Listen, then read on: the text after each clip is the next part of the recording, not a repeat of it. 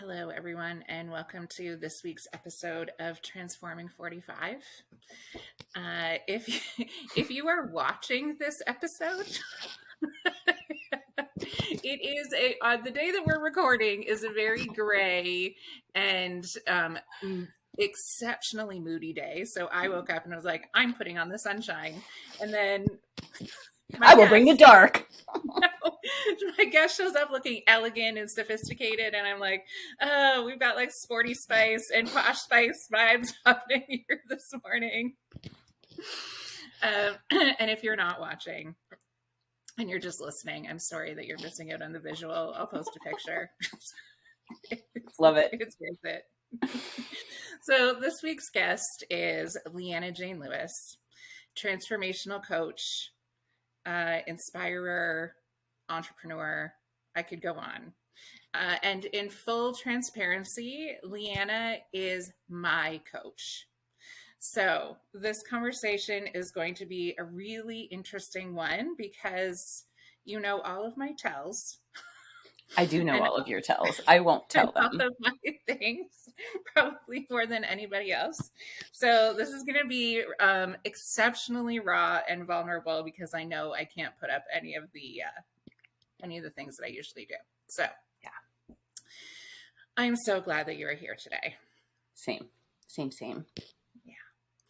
Okay. So tell me your story. How did you get to where you are in your life right now? Yeah. So I was thinking about this and I'm like, gosh, there's so many things. It's such a big question, right? Mm-hmm. Obviously it's a series of small things that add up to like an overarching theme of like, and we're done. Like, and I'm done playing this game. Mm-hmm.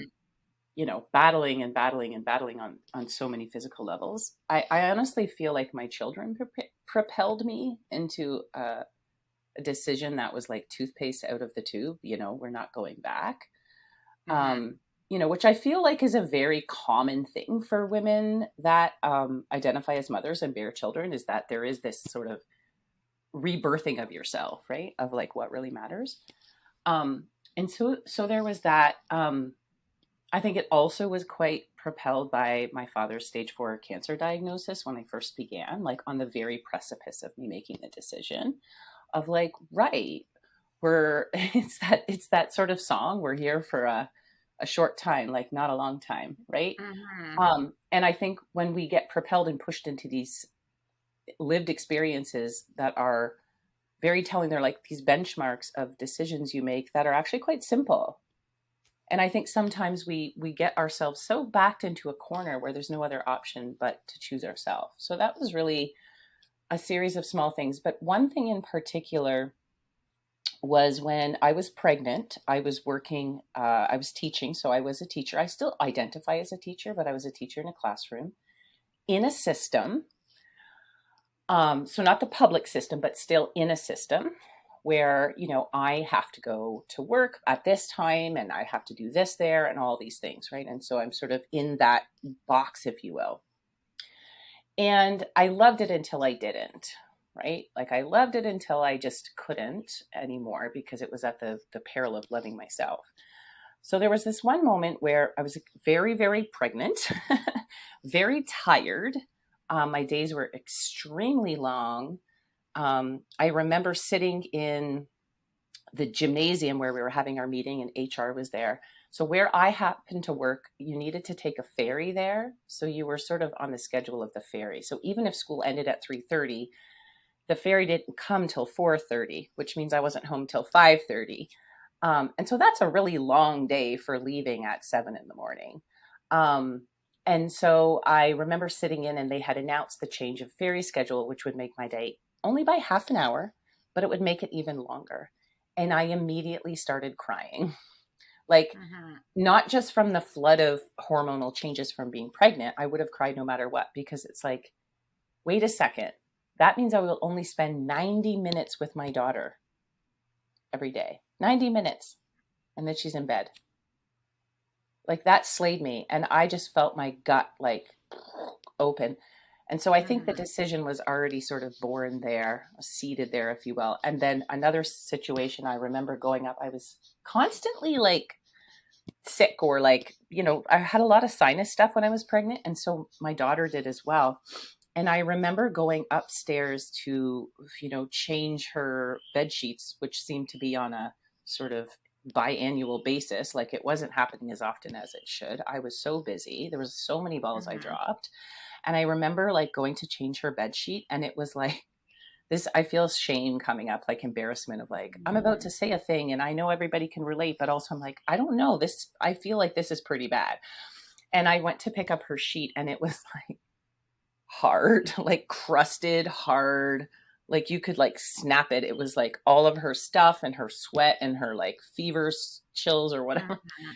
And I was like, okay, so this can't, like, this is what it's come to.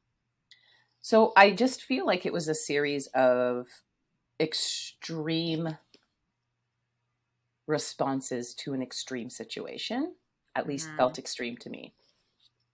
Mhm. Yeah. So that's it. And then I just began the question of, okay, what would it look like to take my yoga practice online? Because I was teaching yoga at Mhm. the time. I'm like, oh, what would it look to take my yoga practice online? And then it just was born from that one question. Mhm. So that's it in a nutshell. Yeah. That's a good nutshell. Yeah, it's a Because series of there. like moments of shame and rage, basically. Mhm. Hmm. Yeah, there's a couple of things that are coming up there for me. Maybe I'll just go through them Yeah. in the order that they come up in your story, but it is the role of grief Yeah. in being a catalyst for change. And Hmm. I think because I spoke about this on the last podcast with Tina, Hmm. where it was watching my mom's rage as she left this world, having Hmm. never fulfilled the life that she really deeply desired, Yeah. that planted a seed in me that took like more than a decade to come to fruition. However, Hmm. when I really think about the role of grief and that kind of loss, it Yeah. has been probably the biggest catalyst for making change in my life Hmm. because I do not want to go out in rage. Yeah. Yeah. And we do not want to carry on the story that burdened our parents before us. Yeah. Yeah. That generational trauma Hmm. that runs through the lifetimes of relationships. Hmm. Um, there comes the time where you decide I can't keep repeating this pattern and staying ensnared in this same story and narrative that keeps playing itself over and over and over again. So Yeah. in this moment, I am going to make a different decision. Yeah. Yes. And so, when you mention grief, I can't help but sort of think of my dad, because it was sort of this something dying, like not just something, like my father, and we had a very close relationship. He was my dad. And so there's that. And then there's also sort of the bearing new fruits of this new sort of adventure. Mm-hmm. Um, and so I think of that, but also I think of, not wanting to forget what actually matters, because that was something that my dad really taught me, is that all of these things, when they all add up, what's very important to you in the end. And Mm-hmm. so leading from that place felt like a no-brainer, really. But then there's the Mm-hmm. grief. I remember the flooding grief of all those years. I overworked myself. I pushed myself. I tried to please some external or internal unknown that I couldn't name. It's Mm-hmm. like this sensation of trying to get to the end of the court, and it's never going to be enough. And I'm like, wait a second, I don't think I want to play that game. No. And when I first untangled myself from my former career, Yeah. also as an educator, that was part of the grief as well, Yeah. right? Was that, and my kids are a lot older. So the amount of things that I missed Hmm. was a grief that I hadn't anticipated.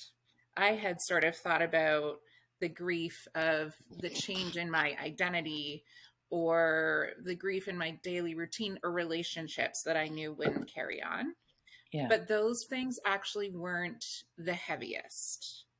The Yeah. heaviest was when I was able to have a little space where I could look at everything I had missed Mm-hmm. because I was so constrained by you must be here at this time and you cannot leave until this time. Mm-hmm. And if you want to be good, you need Yeah. to stay for hours after that.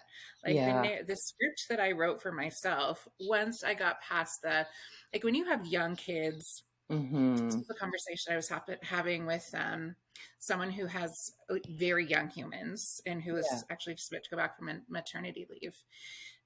The gift of that is that it makes you focus, Yeah. right? The daycare drop off and pick up makes you accountable makes you accountable to your child in a way Yeah.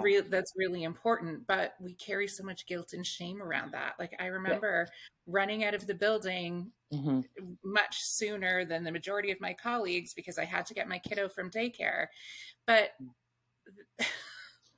the last thing I should have been feeling was guilt or shame around that. It should Yeah. have been, this is what is most important in my life, and I am going to see these little balls of love that I love more than Yeah. anything. And the joy that should have been in that moment was so filled with guilt and shame. Yeah. Because everybody else is doing it, right? Like that's sort of the piece of, I remember thinking when I'm going back to work after my second, I was like, in my head, which I never did, right? So, because I shifted. I never went back to work with two children. That was before I did. I Mm-hmm. was like, and I think we're not going to try that.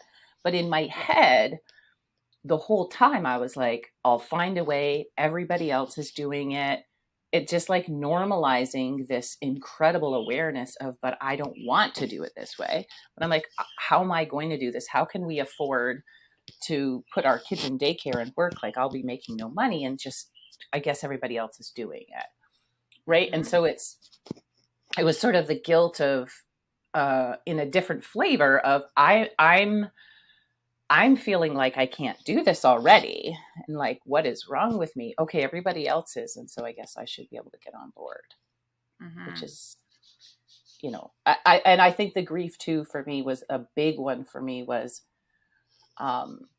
because I didn't lose a lot of time with my kids, like in the same way that you did. So my story's a little bit Mm-hmm. different. I certainly lost a lot of time with my first daughter.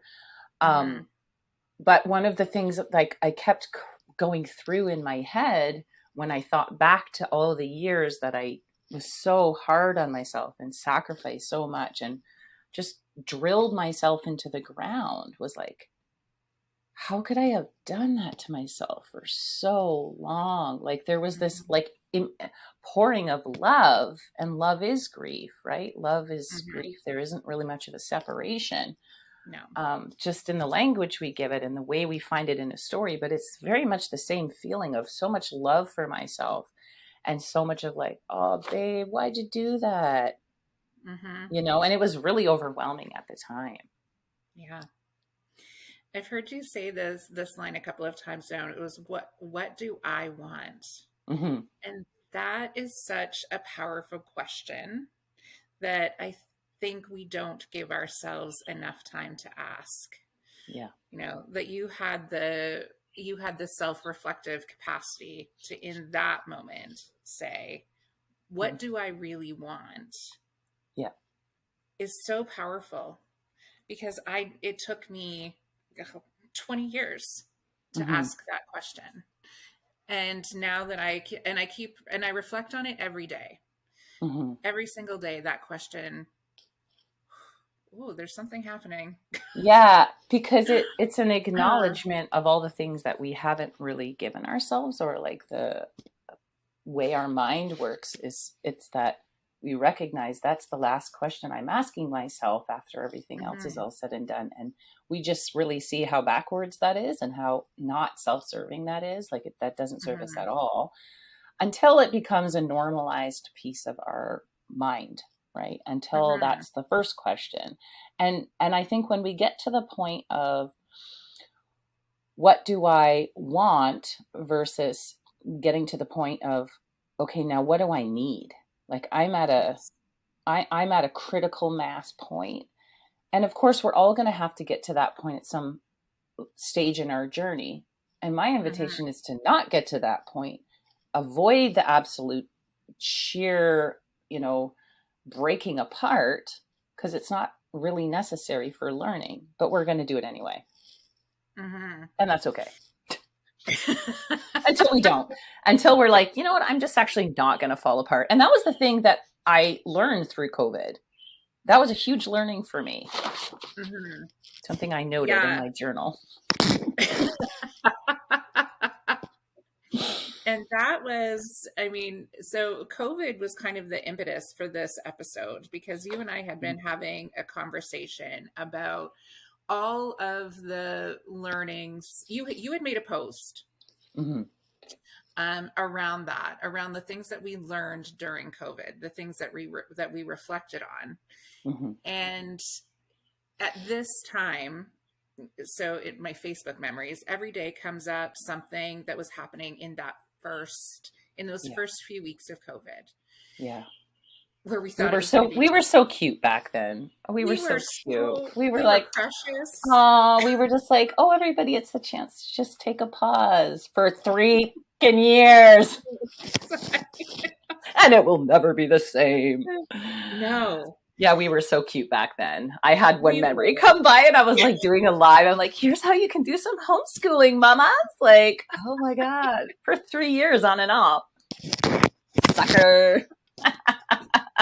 Yes, sucker is Yes. exactly the word.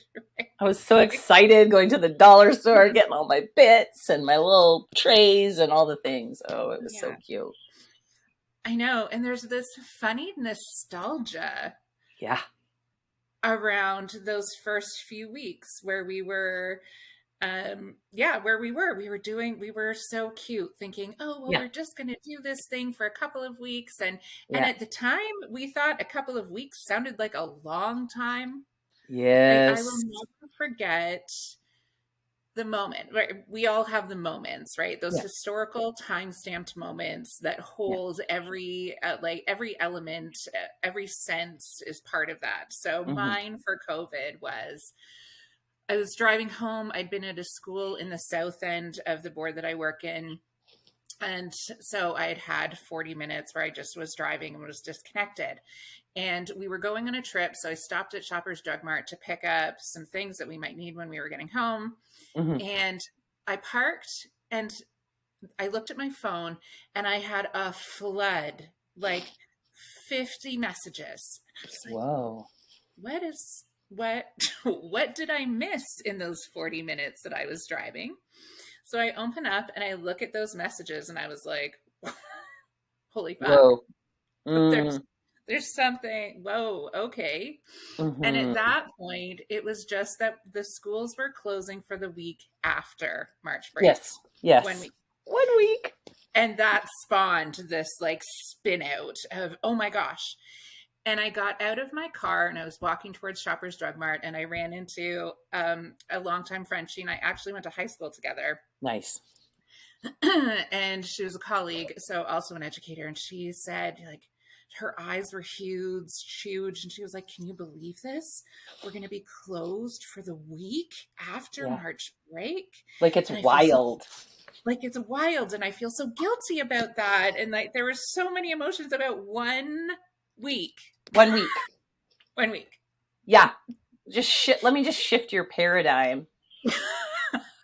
Yeah. Because the idea for schools closing, I mean, that was huge. Like, whoa, there must be something really big happening. Yeah. Yeah. Huge. And Huge. then we had those first few weeks that felt a little bit, like an escape. Mm-hmm. Kind of And almost then, relaxing, I would say, because there was no pressure, right? no, Yeah. no. For me, it was the first 2 weeks. Actually, maybe it was only the first week because then at the time I was working centrally. So we were tasked with figuring out how to support a system of educators who are going to be doing something they'd never done before. Yeah. Yeah.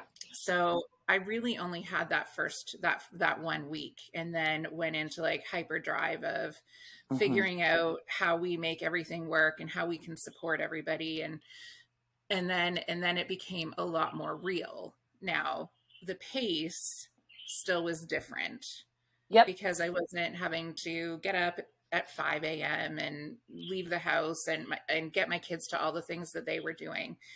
So there was that slowdown that really was necessary, Mm-hmm. right? And the thing that really sparked in your post for me Mm-hmm. was there are important things that we learned in that really hard time. Yeah. And now that we have a little bit of space from it, what are we choosing? Mm-hmm. Are we choosing to go back to just trying to create the normal that existed before, which spoiler alert just doesn't exist? Yeah, but we could try to recreate it, right? Which is what we Yes. do in, say, relationships, right? It's like, oh, I had this Mhm. relationship, it dissolved. Let me just go do another one. And it's like, will you do, it's not the same one, but like, is it sort of a mental pattern, if you will, Mhm. or like a pattern of needs being not met? Yeah. Yeah, needs not being met. And we had so many Yes. needs that were not being met. Yep. And we were forcing ourselves to live lives that we knew were destructive to Hmm. ourselves. Yep. And so now it's the time to decide, are we going to recreate that, or are we going to live in a different way? Yeah, and I feel like we don't really have a choice. We're going to have to live in somewhat of a different way. Mm-hmm. Yeah. At the same time, when that new way threatens the existence of the old way will claw at the sides of the hole that it's falling into because it's no longer relevant. And so you will see this. I'm sort of speaking in covert speak here, but you will see that Mm-hmm. when there are systems that are threatened with this change, they will fight back and they will appear to be more um, powerful than they actually are. Mm-hmm. But they're Yeah. just having that last fight back and trying to stay relevant. So you'll still experience that in yourself as voices or parts or things that will come through to try to pull you back from the change it's already happening anyway. So you want to have a Mm-hmm. new career if you want to have a new transition because of everything you went through and it showed you what's really important to you, and you want to have some kind of transition, whether it's a transition in your relationships, your home, where you live, what you do, how you identify, you're going to take steps toward that in some fashion. Even if it's just thinking about it, that's a step in itself, and you're going to move forward a little bit. And then of Mm-hmm. course you're going to have parts of you that want to pull you back into what you know. That's not bad. It's not a bad thing. It's just a natural occurrence of the sort of the contraction of rebirthing oneself, if you will. So you're gonna feel that sort of pulsing. And I can hear my birds in the background. I hope you can't, but I am telling you, I love these guys, but I almost want to just open the door and be like, do you guys want to go play outside for a little bit? They're just drilling my brain lately. But um at any rate, you'll feel that push and pull inside of you as you become something that you haven't quite fully embraced yet. Yeah. um, and that's a wonderful thing because it recalibrates you, and that's what you need to experience and make peace with. I have to Mm-hmm. make peace with the systems that are trying to stop change that's naturally inevitably going to happen at any point anyways. Mm-hmm. Again, I'm speaking of systems here outside of Yes. us, and then also the ones that we have created over time. And I think that's such an important mind frame to sit in, Mhm. because the metaphysical reflects the physical, True. or vice versa, right? Yeah. Yeah. So the question that's being asked so much is why is everything so chaotic right now? Hmm. And you answered that question. The change has already happened. Yeah. It's And already so happening. what we're seeing is the reaction of these institutions Hmm. who do not want that change to happen, Hmm. roaring forward with this need for power and control. Yes, they're gonna. claw at the walls of their own demise. Yeah, clawing at the walls of their own demise. Yeah. Absolutely. If you don't know about the story of Wendigo, now I am in no position to share any teaching around it. However, I will tell you it is a story that was gifted to me um, like 20 years ago, and it still sits with me. And so if your listeners want to check something out that may just catapult their worldview is to read about Wendigo. I shall Okay. leave it at that, but I will say it's the clawing at the walls of something that's already happening. Mm-hmm. So, you can fight it, but it's already happening. End of story. Mm-hmm. Like, yeah. And as that is happening, as that's happening on the outside in the Mhm. physical, we feel the reflection of that Yeah. on the inside, on the internal. Yeah, we do. Yeah, we do. Yeah. Um, yeah. And this is, I mean, I'm not huge into astrology, not because I don't value it. It's just because I haven't studied it. But I will say, Mhm. I believe we are entering into the age of Aquarius. Yes. um, right? And so with that, Hmm. there's multiple changes that are happening as a result of that. Some of it is around technology, but I think most of it is around a collective shift in consciousness. So here's the funny thing. And is that we all go along to belong, right? Like we're going to go along with Hmm. something because we want to belong. We don't really want to rock the boat, even if there are many rebels and change makers and rule breakers out there. um, Most of the time we go along with it because we want to belong. Everybody else is doing it, saying it. Okay, well, I'll just kind of whatever. And Hmm. and there's nothing wrong with that. But we're going to do that. So that's happening. I've lost my train of thought, Lisa. What was I talking about? You're in my brain. Do you know what I was going to say? We go along to belong. We do these Yes. things. I'll come back to it. Something with the age of Aquarius. I shall return to it. Mhm. And the shifts the systemic shifts that come along with them. Yeah, right. And so here's the thing. Thank you. So if we asked, so we know that like we can all probably acknowledge that divisiveness, division is really making itself known. So that was one of the themes that Hmm. came out of COVID. And it's not that it was never there, it's that many people were in a privileged position, myself included, Hmm. to not either know it, feel it, or handle it, face it, deal with it, bring it into our consciousness, into our lived experience. We just don't have to think about it because that's what privilege Hmm. is. Not having to think about something. That's what privilege Yeah, is, right? absolutely. And so that's going to just that alone is a real trigger, right? And Hmm. so that's going to bring out this division, right? So that's like a very big piece. But if you ask individuals, no matter where they sit in this division, whatever division we're talking about, because it's all over the place, Hmm. if you sit and talk to them, we would all agree we want the world to be a better place. Yeah. Period. Hmm. Same thing that's happening inside of you with your parts and all the things we think are bad about us or like wrong or shameful or embarrassing or like, oh, I've got this inner critic and I just have to like kick it to the curb, right? It's like I've got to Hmm. like cut this saboteur BS out. And it's like, well, why don't you just find out what it's trying to give you? Because every part is good.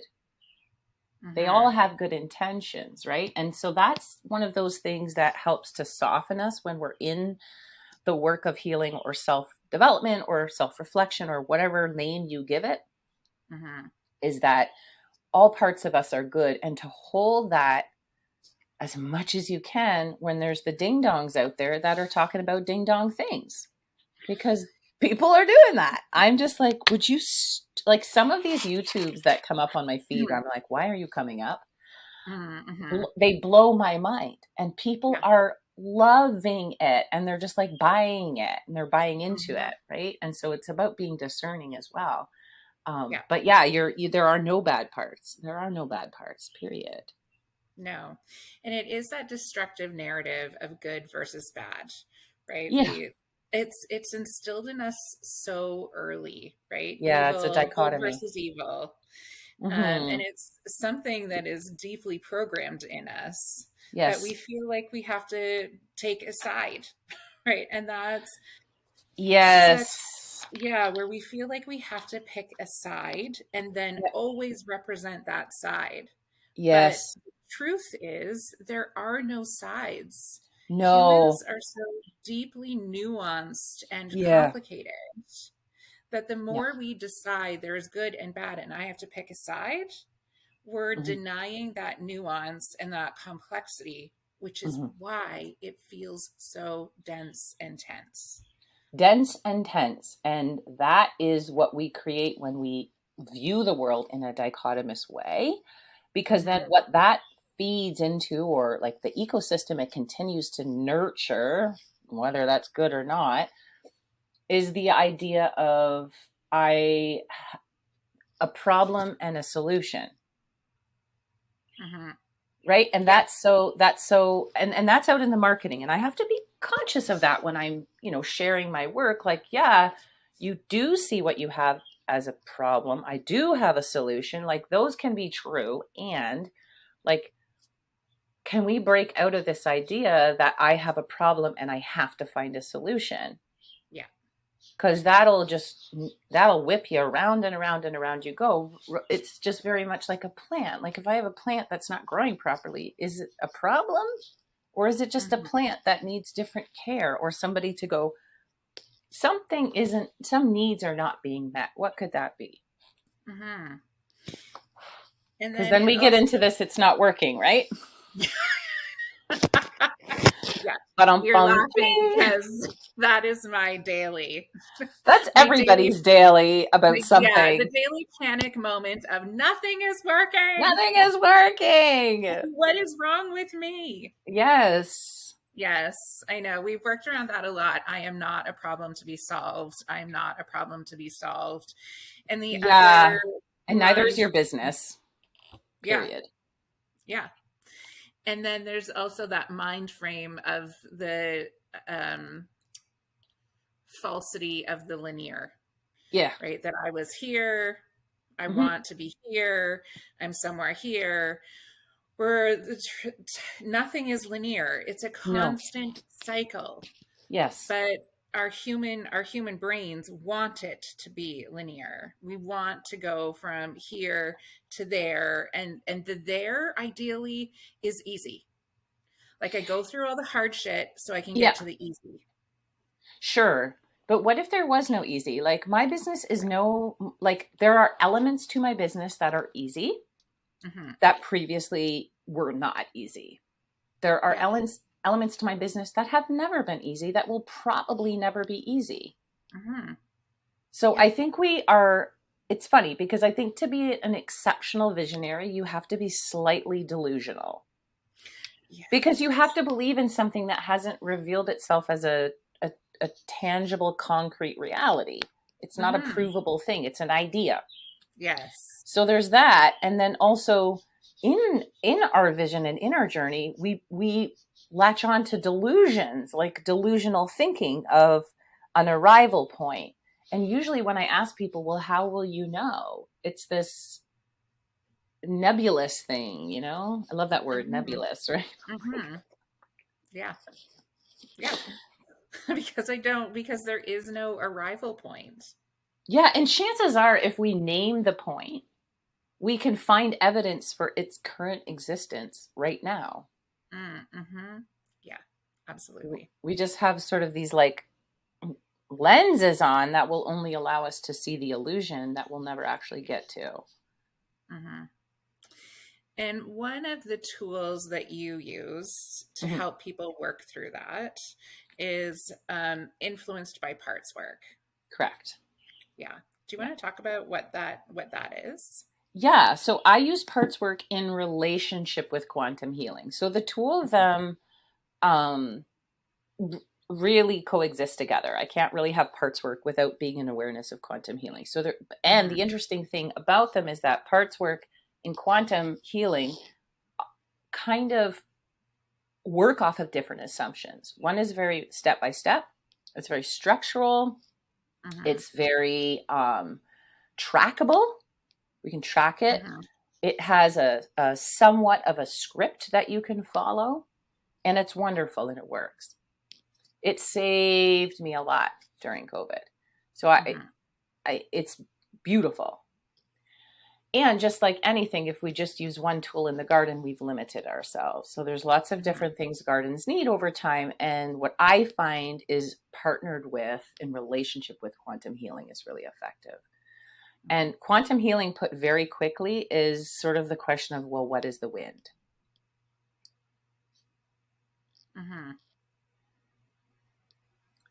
So the What is wind the is, yeah, so that's it. Like it's supposed to Yeah. stop you and challenge and your thinking in the way we normally do Mm-hmm. as, okay, well, to define something, it's this, let me go look in the dictionary. Well, quantum healing really doesn't have a definition in many ways. And I think that's the most challenging part for some people. Mm-hmm. Um, because we all have a part of us that needs a definition. We need some kind of like, I need to attach this idea to something that I previously know. So, which is why I say, well, what is the wind? So, the wind Mm-hmm. is something that we can know exists because we see how it interacts with other things.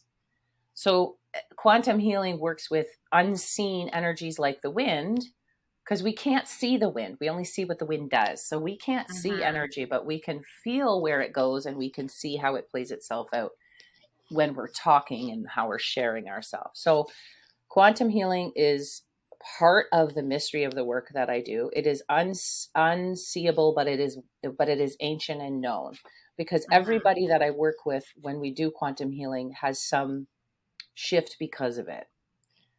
Some more than others, but it's much like a door. The more you open it, the more the room becomes available to you. Mm-hmm. Some people just want to open a little bit because they have parts that will stop them from getting vulnerable. So, this is why we do both, because once we can kind of open our system up through the parts work, it becomes easier. And as far as parts work goes, the simplest way is we do not have this like monolithic ego. So, just let's Mm-hmm. pause this idea that ego exists. So, like, take that out of your framework for a hot second, even though I know people will be like, what? But ego, like, okay, so just pause that. There's no this Yeah. one ego thing. There's parts of us that are egoic and that they want to be right, they want to be seen, all the things, but we don't have this like monolithic one voice that speaks to us and we speak back and there's the conversation. We have multiple parts of ourselves, multiple little us's inside that we have created along the timeline in this lived experience. So since we were Mm-hmm. born, and maybe some of these come from previous lifetimes, not maybe, definitely, but my work exists in this 3D lived experience. And so we've created all these various parts as a response to the world we were growing up in. So Mm-hmm. some of them carry fears and traumas that we held and had that were given to us when we were, say, 4 or 5. Those parts tend to be very vulnerable. They tend to be the ones that carry the biggest burdens because they were the most vulnerable, and they were and so what happens over time is they become sort of exiled back into the do not go zone, Mm-hmm.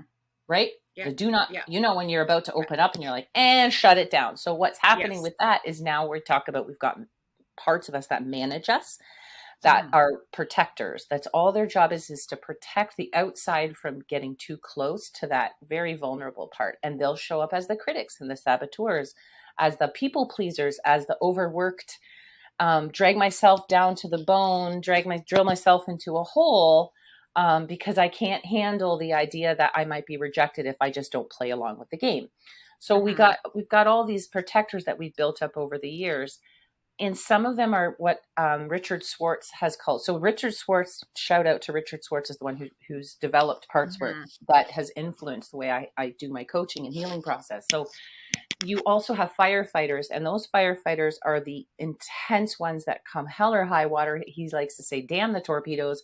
We don't really care about collateral damage. So firefighters were the ones that I dealt most with over COVID. They were the Mm-hmm. ones that were like, Leanna. Now I was sober during COVID for most of COVID, and then it was like, and we're done with that. So that sort of like, there were Fair. times, like not all the time, but there were Mm-hmm. hella times for sure, for full transparency, where my firefighters would come in and be like, listen, F the noise, get drunk, um, and then you've got a great excuse to be hungover the next day. You won't have to do anything. Like, it's all got it Mm. organized for me. And Yes. made it so that I could rest without trying not to, because if you're hungover, like forget it. Like, and when by hangover, I just mean like murky in my mind. I'm tired. I didn't sleep well. Yeah. Um, and so you have these, everybody will have these firefighters that if you're getting too close to something, or you're overcapacitated, you're overwhelmed, will totally shut you down. And it's not just wine. There's all kinds people will have, this is where addictions come in. Mm-hmm. So that, I mean, that's the quantum and the parts work, 101. Mm-hmm. But the the thing about it is that I really want, if there's one thing I could get your listeners to really take away, is that healing is not a weekend retreat, one and done. Yeah, And no. we have to stop this. So like when our time comes to a close, Lisa, right? Like in this particular time we've agreed to work together, Yeah. it isn't done for you. But you may have this part, or people who have gone to healers, they may have this part that comes out later that's like, this is BS. Like I already did this work and it's not done yet. And like, this is BS. But that's what the work Mm-hmm. is. I'm still dealing with the same stuff I did 20 years ago, just differently. Mm-hmm. Yeah, Get used to it. absolutely. Right. Like, I mean, like I said, I'm in the part of my psych where I'm like, just get used to it. Suck it Yeah. up, buttercup. Cause that's what Mm-hmm. it is. Right. Like in a very, pointy, prickly way. Yeah. Get used to it. Yeah, because it goes back to what we were talking about before. Nothing is linear. Everything No. is cyclical. Yes. And even if we begin the healing, like that part, this is a tool that we both use in our practice now because it Yeah. has been so effective in my own healing journey. Yeah. And I love it because, as you know, I'm deeply spiritual and Mm-hmm. I am so fucking skeptical all at the same time. Totally. I'm with you. Good. Be discerning. That's a Yeah. great attribute. Like it's a great Yeah, quality to have. Yeah. it is. But it feels like sometimes I feel like I'm being torn in two on the inside. However, what I Yeah. love about parts work, which also is known as internal family systems, is Correct. it's Thank this you. beautiful blending of Mm-hmm. neuroscience as well as the spiritual, because the parts show up as the spiritual. Yeah. And it never fails when I'm working with someone in that process. They're like, this is so bizarre. It's like there's a comic strip playing out in my head. How is this happening? Yeah. And it is like that is the mystical part, but the science part is that our brain whole is a neural net, right? Yeah. So when something traumatic happens, our prefrontal cortex goes offline, and that's the Mm. part of the brain that makes a timestamp when Yeah. something happens, Yes. right? So that's how I know, like I graduated from high school in 1996 and Mm-hmm. I can remember it in my brain, but I wasn't in a flooded state. I was in No. a self state in that moment. And so my brain could stamp it and go, Yeah. these are really good emotions and you can go back and visit them because you know when they happened and you know that it's a memory. Yeah. But when we are flooded, when we're in a red brain state or the prefrontal cortex is offline, Mm-hmm. that ability of our brain to timestamp goes away. It goes away. Yep. So It goes offline. yeah, And everybody will have that experience of yes, parts of their life that they don't remember. Like grade 3, I don't remember grade 3. It's like mm-hmm. it went offline, but it's only because I moved and I was, I think, 7 at the time. Yeah, And my whole world shifted. And 7 and 8 is when your consciousness really opens up and you're like, oh, this is the world I'm in. yeah, yeah. So then anytime we have an experience in our current life Mm-hmm. that triggers that emotion that happened when we were offline, it's like we are back in that moment again because the brain Correct. hasn't time stamped it as being a memory, as being in the past. So Yeah. we're experiencing it as if it's happening right now in this moment. Yeah. The brain only knows the moment. Yeah. We've named Yes. we've named it as memory. Mm-hmm. Yeah. We've named it as memory, Yeah. which is And that's good. what It's a good makes word to have. it is a good word to have. And it's what makes this so effective because it's the process of working through parts work is getting yourself back into a self state so that Yeah. you can separate yourself from that emotion a little bit Mm. and have a conversation with it, which is where the spiritual element comes in. So I Yes. wanted to make this really concrete for people because it Sure. can be a bit like, what? Yeah, and we haven't even really talked about self, right? Like self is the Mhm, truth of you that is revealed when you acknowledge the parts of that you're carrying. And self is an mhm, experiential thing, much like quantum is an experiential thing, but it does hold qualities of a consciousness, an ability to be calm, to be connected, to get curious, right? mhm. So Yes. it's free of judgment. The moment that you bring a part forward and you notice that you're toward it in judgment, that's not self, right? That's another part that's learned, well, this feeling is wrong, right? So self is like the truth of who you are, unwavering, that's been witnessing your life this whole time. Mhm. Yeah. So we want to make this as tangible for anyone who's listening as possible. So Leanna is going to lead me through a little session Yeah, sounds great. so that anyone who's listening can hear how this work flows. Hmm. Do you have Yeah. a part in mind that you want to work with? Something that's sort of very front facing. In other words, like maybe not something too deep in the system, but maybe something you notice on the daily that kind of comes in that's not super intense, but it's present and something to be processed. Yeah, let's go with my steel rod because the steel Ooh, the rod's steel rod. We haven't hmm seen the steel rod and chatted with it in a while, it feels like. yeah. Okay. Hmm. All right. So, because I actually have notes from our sessions with Lisa, what Hmm. I can do is I can go back, and that's the neat thing about parts is that I can go back and it's like a little story unfolding. I can see all the things about the steel rod. Now, I'm not going to go Hmm. back because we're going to do this just sort of here in the here and now. But that's Hmm. the neat thing about parts work is that it's like this story unfolding of all the things that you carry and all the ways it plays itself out and all Yeah. the voices and what they're really actually saying. So it's kind of cool. It All right. is. So And you, just one more thing, and yeah. because you and I have done this work, I've been Mhm. doing this work for months now. Yep. I know that I have a steel rod part, but it was Correct. through the process of exploration that I found this part. Yes. Yes. And if you are listening and you want to start thinking about what your parts might be, just take this time to go inward and listen to your own parts that might start to come forward as you and I are doing this work. Yeah. Yeah. That's a really good point to make. Like, so just start to pay attention to what comes up for you as Mm-hmm. you listen into Lisa's experience. Mm-hmm. Okay. All right. So it's easy for you to get centered, just like it is for most of us, because we can just pay attention to our breath. And that's really all we need to do to begin.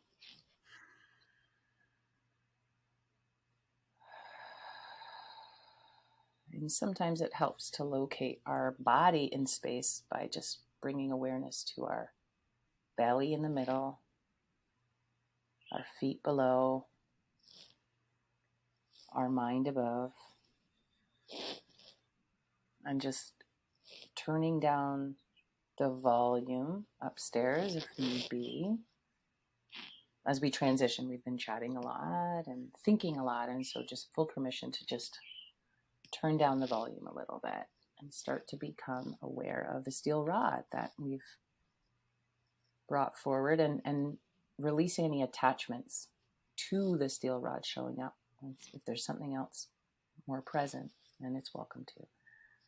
So just starting to notice what's coming through for you right now. What are you noticing?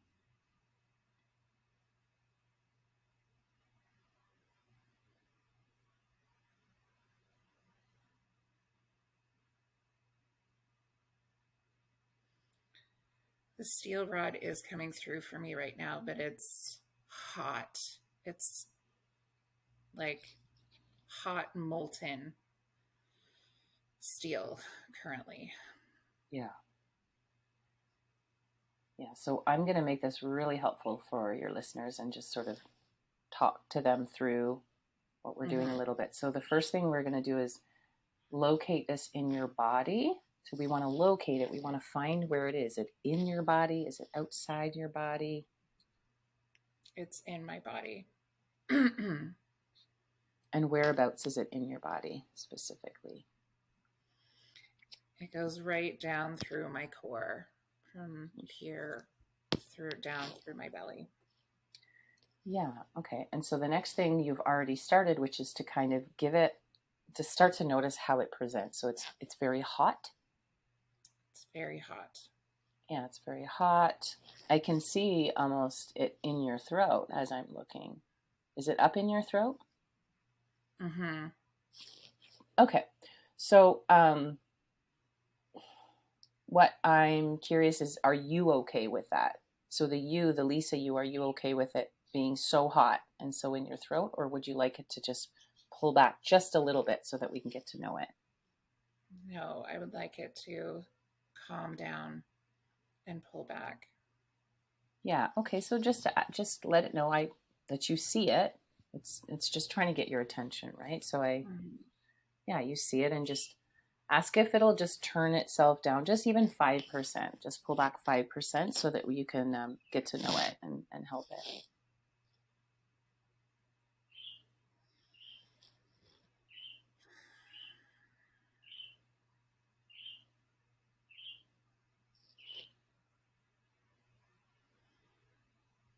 Okay, that's not quite so hot and pulsy. Yeah. And it's okay if it is too, because you Mm-hmm. can handle it, but also we want to make sure that you're comfortable. Mm-hmm. And so just starting to come into, we want to just really check Lisa's self energy, is what Richard Schwartz calls it, but really that's like the truth of you as the divine witness. And Mm-hmm. so we notice how you feel toward that steel rod. How do you feel toward it? I just want it to soften and Okay. stop being so rigid. So there's a part that wants it to change. Mm-hmm. Okay. So Lisa's bringing forward another part that it has a judgment, right? It's like, you have to be like this, you have to show up like this, or that's it. Like, Mm-hmm. denied, right? And so that's not actually Lisa. That's not her truth. That's something that she's learned about what's good and helpful and what's not good and not helpful, right? So Mm-hmm.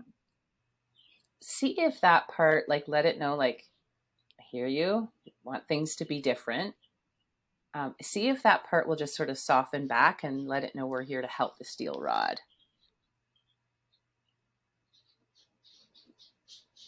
Yeah, I'll see that part like nodding and sort of pulling back.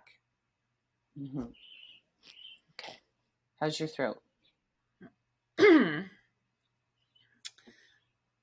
a lot going on in there still. Yeah. And if you were to tap into all the ways that you know how to move energy in your body, what do you want to do with the energy in your throat? Just need to tap it. Okay. So in the quantum that I'm talking about, the wind that we can only see in the way that it affects energetically, and I can see it in Lisa just because I've worked with her, but I also, because I'm a ninja at this, I've spent lots of time, I can see the energy in her throat. I can see that. So this might be something, if we were working, in a longer term session, like it may be something where like air wants to come through, or you might feel like you're going to throw up. I mean, there's nothing wrong with that. I've definitely done that before. So there's lots there. So my invitation is to be aware of how much you're swallowing, and rather than swallow, just see if there's a way you can open your throat. You know, ah, yeah, yeah. I'll take that. Again, if we were working in a longer session, big Lisa, dial it up, baby. But that's the idea, right? Like this is where we can just like okay. So bring into awareness now how you feel toward that steel rod in you when the judgment is away, and when we're inviting in some self energy of curiosity and compassion and connection. Yeah, we can coexist. Yeah. So more neutrality. You're not so like pinged about it being there. Mm-hmm. There's more of, you'll buy into the idea when I tell you that the steel rod has incredibly value and incredibly important information. It's trying to guide you. Mm-hmm. Yeah. It's a gift. Could it be a gift? It could be a gift. It could be. So what we're doing now is we're actually doing a little bit of like NLP, a little bit of like the mindset of like opening up to the possibility that previously couldn't be possible, which is like the steel rod is a gift. Mm-hmm. And you get like, you don't have to believe the whole thing, but you're open to it. Mm-hmm. So you know what self energy feels like for you. Mm-hmm. And just in that, what's been created self energy wise, what is it that the steel rod needs you to know right now? What does it want you to know?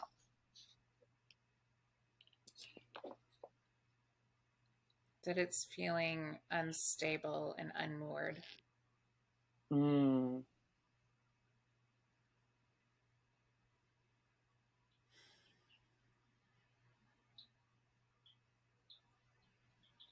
What's it afraid is going to happen if it becomes unstable and unmoored?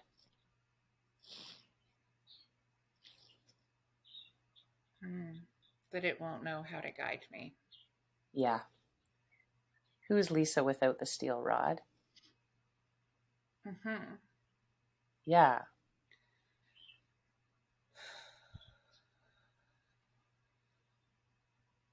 So because you have listeners, you keep breathing, Lisa. Mm-hmm.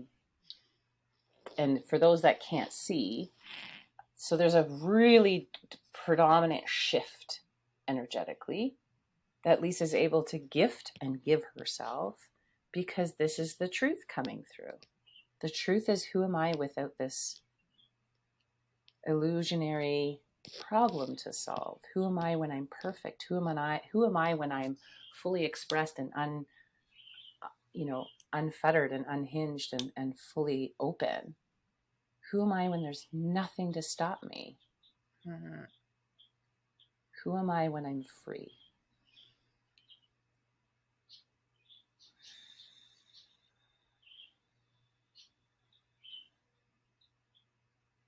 It's presenting now like it wants to have wings. Mm. And I'm feeling some tingles in the very top of my head. So that tells me that there's like a really nice opening that's available to you. Mm-hmm. We talk about wanting freedom, but when presented with it, it's very scary. We Mm-hmm. talk about wanting this next version, but when presented, we'll resist it. Mm-hmm. So the rod wants wings. Yeah, the rod wants to be free too. Okay. Where is the rod carrying its own resistance? Whereabouts does it carry it?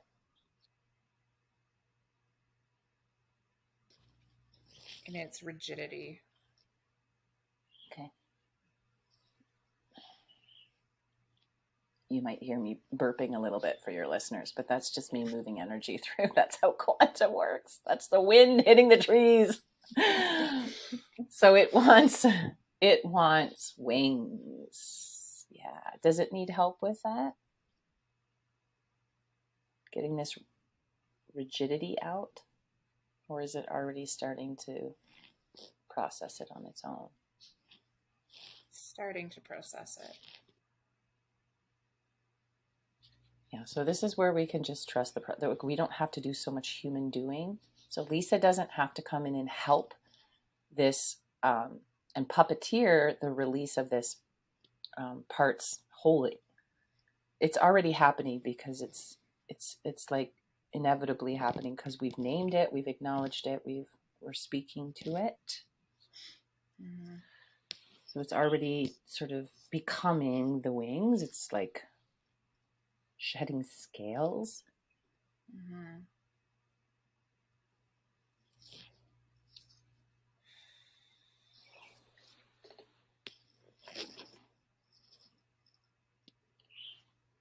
It's ready to rest for a little while. Yeah. Where would it like to rest?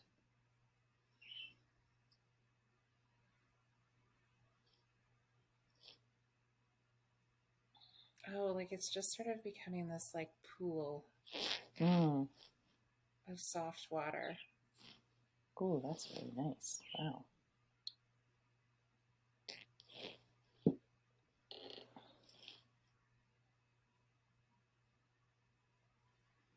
It still wants to be here, but it's willing to be soft. Yeah. Still wants to look out for you? Mm-hmm. Yeah. So because I'm also mindful of time, I want to tell your listeners that what we would be doing is that we would start to really ensure that this part knows who's who in the game, right? Mm-hmm. Because a lot of the times we have these really, a lot of our teenage parts, ooh, they are strong and they will be fiercely trying to protect us. Mm-hmm. But they don't really know who we are, right? So we would start to like really make sure that this pool knows who Lisa is, because Lisa is capable. Lisa can handle it. Mm-hmm. Yeah. So let's not leave so part of the work is we want to keep building trust. So you kind of come out of the system, which is totally fine, but let's just Mm-hmm. go in and make sure that we close up so we don't have any kind of energy leaks where parts were left side sort of hanging out. Yeah. So really acknowledging and thanking the part that kind of came in and was reminding us that we have judgment in our system, Mm-hmm. and it sort of gave us a little bit of space. So really thanking that part, really appreciating that it showed up and let us know that it's here, and really being with that pool of water that still wants to be around in some way, but honoring and appreciating the ways that it's let itself relax a little bit. Thinking all the parts that have shown up. And when this, what was a steel rod but is now a pool of soft water, when it needs to get your attention, how is it going to let you know? And listen for the answer. Waves. Okay. Does that make sense to you? Mm-hmm. Okay, great. Yeah. Okay. So it can stay there. Did it stay is it in your belly? Yeah. Okay, I was like, because I got Mm-hmm. gurgles everywhere. I'm like, so you might need to use the bathroom later. Just saying, just saying. Yeah, the belching was starting because it's Yeah. like that rod went like it like melted down and is sitting in a pool. Yeah. Yeah, it's either Yeah. going to come up the top end or out the bottom end. So Mm-hmm. like, and we don't, I mean, we unless you're like in quantum healing circles or like any kind of that type of processing, people mostly Mm-hmm. want to like hide their belches for their other sounds. So Yeah, well, I mean, the first time we did this, I sent you a text and said, yeah, I cannot stop farting. yes. And I was like, yes, that is awesome. It was not Congratulations. stop. Yeah, like here's the thing. Yeah. Yes, we have these parts and they have stories and all the things, but they also have like they have energy Mhm. to them. They have like things Yeah. and all energy always wants to move. That's its natural Hmm. desire. It's like nothing Yeah. is stuck, right? And so No. when people say like, "Oh, I'm stuck," it's like, "Well, are you breathing?" Yes. Okay, great. Then you're good. Yeah, you just need some of that energy to move. And Correct. that's where, when you ask that question, what is the wind? My Hmm. initial response is, well, it's energy. Correct.